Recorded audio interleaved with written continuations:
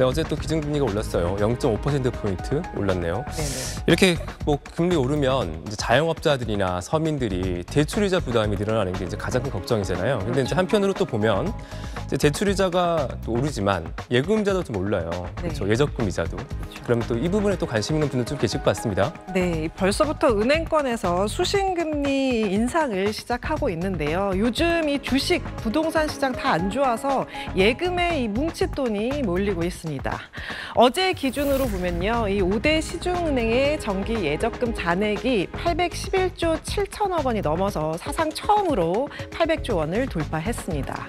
지난달 말만 해도 797조였는데 10여일 만에 14조 원 넘게 몰렸습니다. 이게 어느 정도 빠른 거냐면요. 기준금리가 0.5%였던 2020년 말부터 1년이란 시간 동안 17조 원 늘어난 것과 비교하면 상당히 빠른 속도죠. 기준금리 슬슬 오르기 시작한 지난해 말부터 치면 10개월도 채 안 돼서 120조 원이 은행으로 몰렸습니다.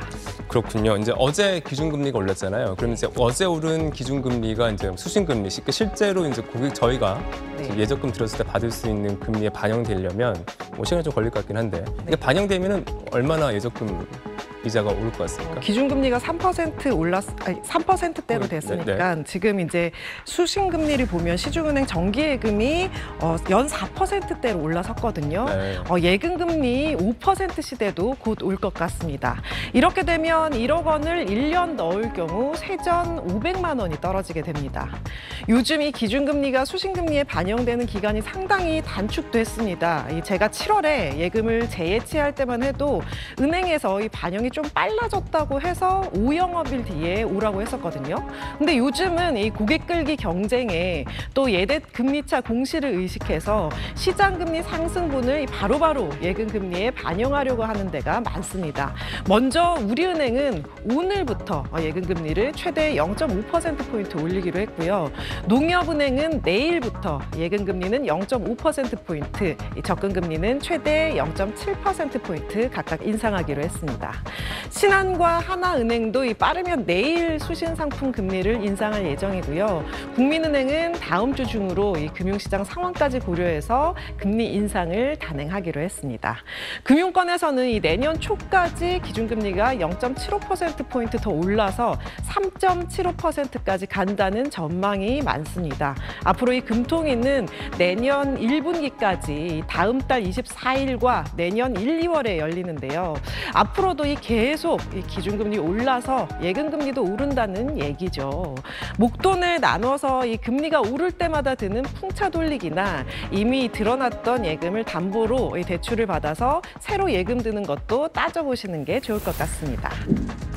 미국의 금리 인상 여파로 이번 달 우리 기준금리도 인상이 확실시되자 은행 창구에는 대출 이자가 더 뛰기 전에 빌린 돈을 갚겠다는 사람들이 늘고 있습니다.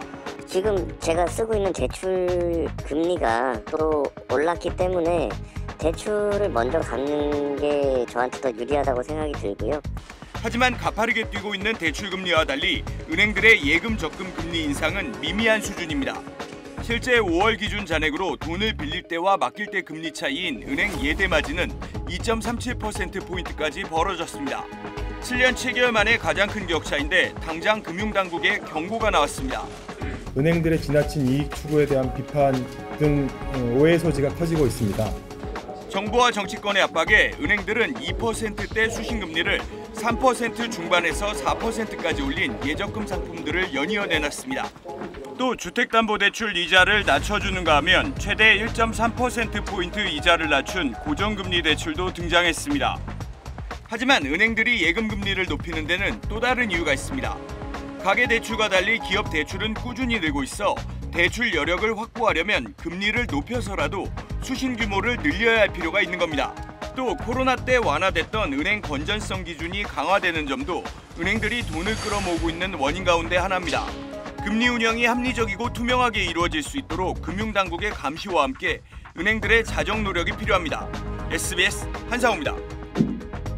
서울의 한 신용협동조합입니다. 오늘 단 하루만 연이자 7%짜리 적금을 팔 예정인데 어제부터 미리 계좌를 열어놓겠다는 고객들이 몰렸습니다.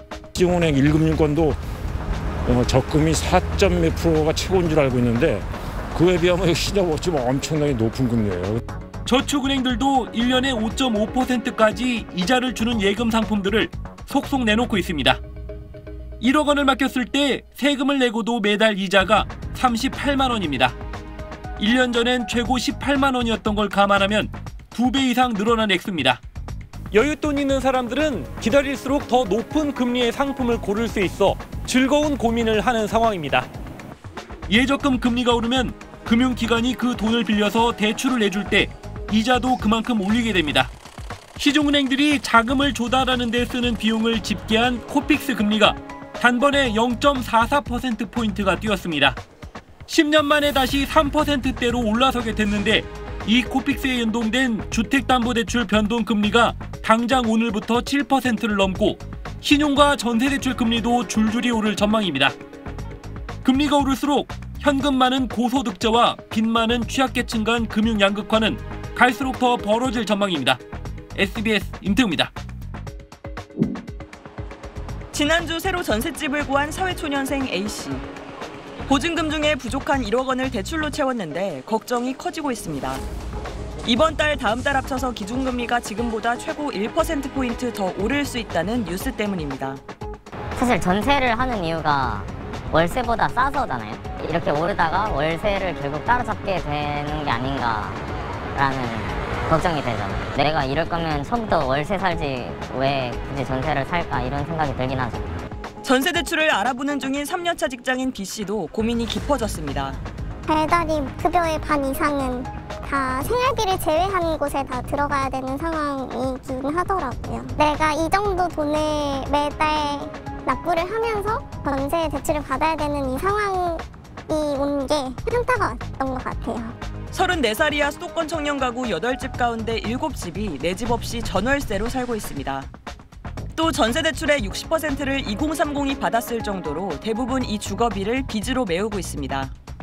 이런 상황에서 금리가 뛰면 전세는 대출이자가 불어나고 월세도 저축은행 예금 금리가 연 5%를 넘기는 흐름을 따라 오를 수밖에 없습니다.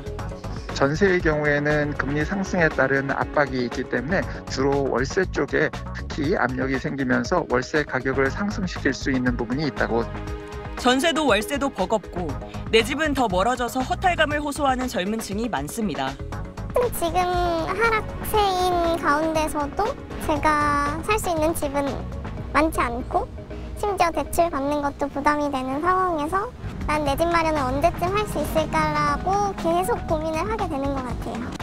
금리 인상 속도가 당분간 늦춰질 기미가 보이지 않는 만큼 2030 세대 고민도 계속 커질 전망입니다. SBS 조윤아입니다.